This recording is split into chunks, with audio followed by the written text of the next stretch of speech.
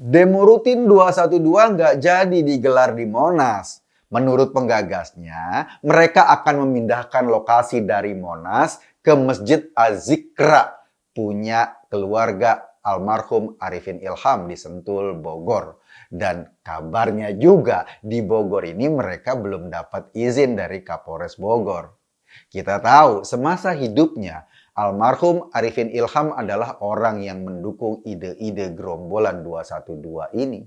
Dan kebetulan kemarin putra Arifin Ilham, Amir Az-Zikra, meninggal dunia. Jadi reuni 212 berbalut demo ini sekalian dengan takziah putra Arifin Ilham tersebut. Mereka memindahkan lokasi reuni dari Monas ke Sentul karena memang sudah nggak ada lagi dukungan untuk menggelar hajat yang paling nyeleneh ini.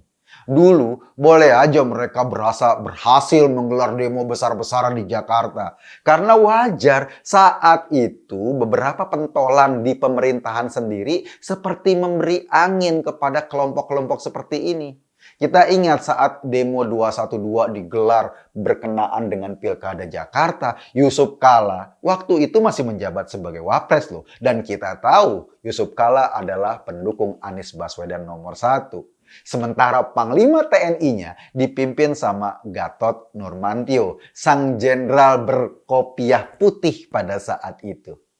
Dan jangan lupa juga ketika pilkada, keluarga Cikeas berkepentingan dengan gerakan 212 tersebut karena anaknya AHY juga calon gubernur. Sekarang kondisinya berubah. Petinggi-petinggi TNI sudah berubah wajah. Jenderal Andika Perkasa duduk sebagai Panglima TNI. Sementara Jenderal Dudung Abdurrahman menjabat Kasat dan Kapoldanya masih dijabat sama Pak Fadil Imran.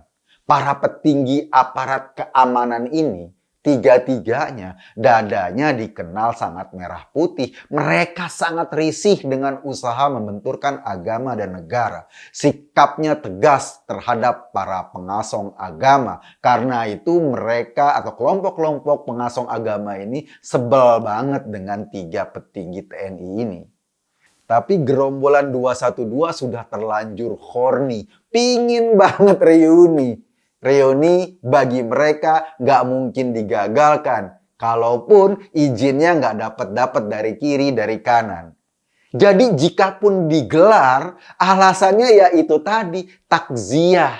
Mereka akan terus mengusahakan demo berbalut alasan-alasan reuni lah, takziah lah, dan lain-lain.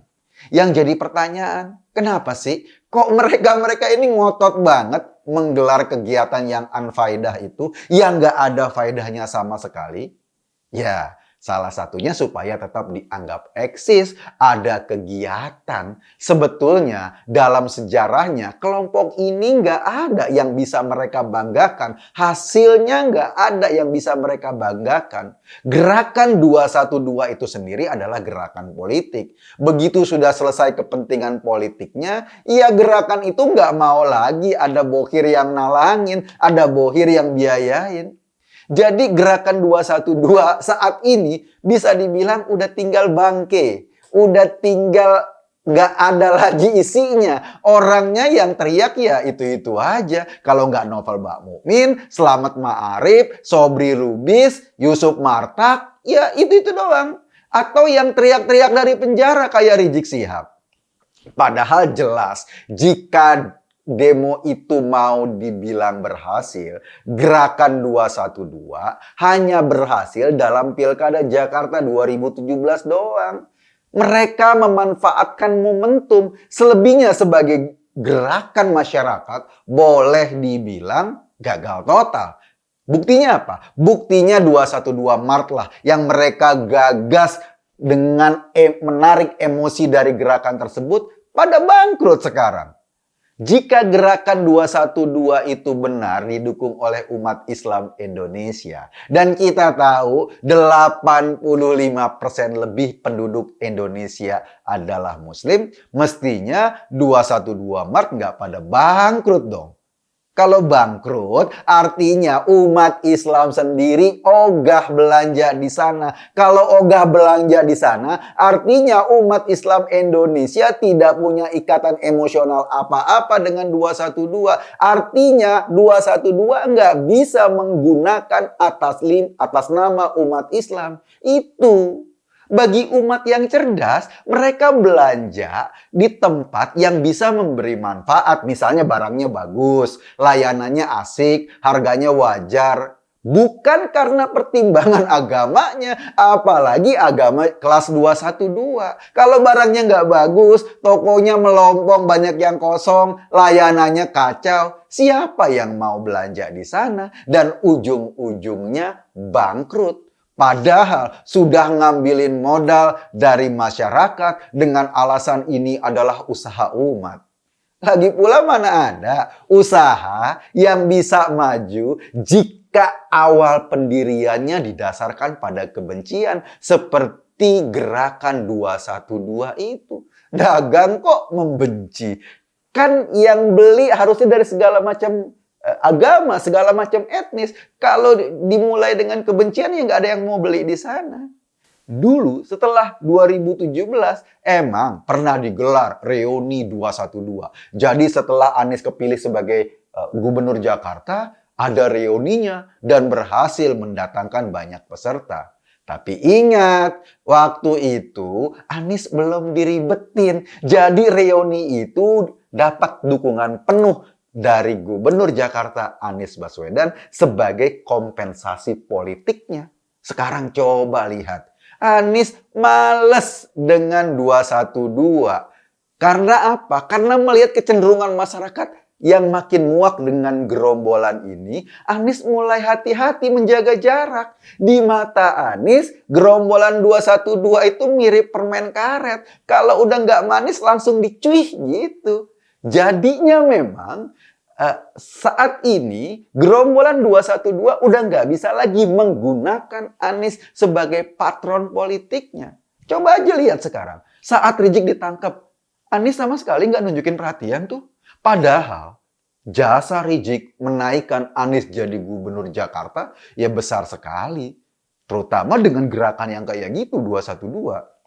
Jadi, kalau reuni sekarang Anies udah ogah ngurusin, apalagi isu semacam itu, isu agama, udah nggak laku dijual di 2024 nanti. Dan Anies sedang berupaya juga mau nyebrang ke tengah. Ia nggak mau distempel sebagai bagian dari gerakan radikal. Ia ingin mencitrakan diri sebagai orang nasionalis, bukan kelompok anarkis. Kalaupun masyarakat tetap ingat Anies naik sebagai gubernur dari pilkada yang paling brutal di seluruh Indonesia. Ya jangankan 212 sih, wong Formula E yang anggarannya dari Pemda aja. Ketika bermasalah Anies berusaha lepas tangan kok. Jadi Anies sekarang nggak sempat lagi mikirin 212 yang nggak ada manfaatnya itu. Ia kini lebih sibuk dengan berbagai masalah yang membelitnya sendiri.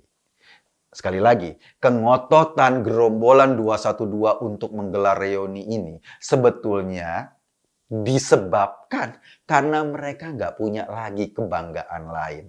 Kenapa? Karena memang nggak ada prestasi lain dalam sejarah hidupnya. Prestasinya ya itu-itu aja. Jadi ketika sempat sekali bikin demo yang berhasil ngumpulin orang dengan manipulasi agama, mereka menganggap itulah satu-satunya keberhasilan. Dan karena nggak ada prestasi lain, maka mereka terus-menerus bikin reuni untuk mengenang keberhasilan. Jadi mereka beranggapan itulah momentum kemenangan politik setelah sekian lama jadi pecundang.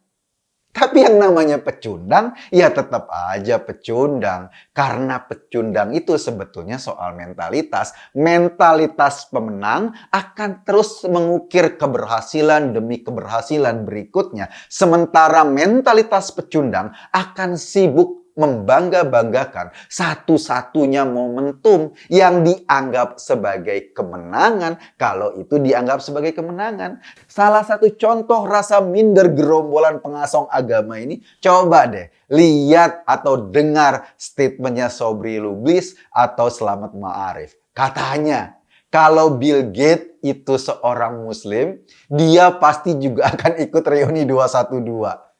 Gila kan statement ini?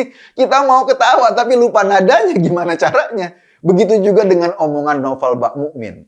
Kata Novel bahwa mereka yang gak setuju reuni 212 termasuk penista agama. Buset, dikit-dikit penista, dikit-dikit penista. Mungkin inilah yang dinamakan dengan penisfobia. Jadi sekarang reuni 212 kabarnya mau digelar di Azikra Sentul. Disatukan dengan acara takziah putranya Arifin Ilham, Amir Azikra. Kalau saya ngelihatnya, kasihan dengan keluarga almarhum ini. Almarhum Amir Azikra, putra Arifin Ilham, ketika dia meninggal, kemudian momentum wafatnya dimanfaatkan untuk sebuah gerakan politik. Bukan gerakan mendoakan orang yang sudah meninggal, tapi ini gerakan politik yang manfaatnya nggak ada faedahnya sama sekali. Kalaupun bisa disebut berfaedah, hanya sekedar untuk memuaskan kebanggaan kelompok yang bermental pecundang itu. Jadi, kita nggak bisa salahin juga kalau mereka sekarang menunggangi wafatnya putra Arifin Ilham untuk membuat demo yang seperti itu. Dulu kan pada saat pilkada mereka juga menunggangi ayat dan mayat. Sekarang lagi-lagi jenazah jadi bahan tunggangannya.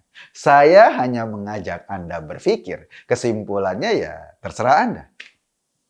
Terima kasih.